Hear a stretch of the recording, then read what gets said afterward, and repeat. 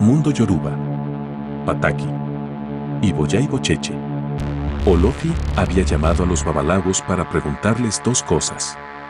Como ninguno le había adivinado lo que él quería, los fue apresando y afirmó que si no eran capaces de adivinar, los iba a pasar a todos por las armas.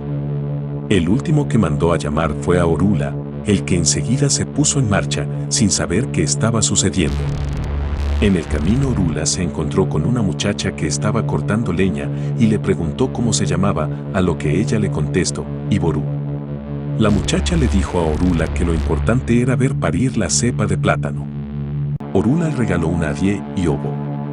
Más adelante Orula dio con otra muchacha que estaba lavando en el río, la que dijo llamarse Iboya, y le contó que Olofin tenía presa a mucha gente. Orula la obsequió con los mismos regalos que al anterior.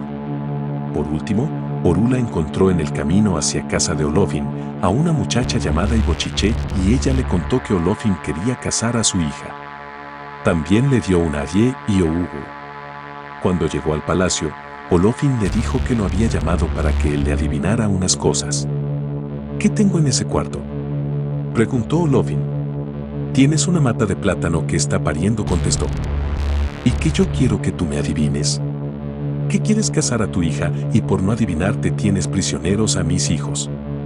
Olofin sorprendido mandó a soltar a los babalaos presos y gratificó a Orula.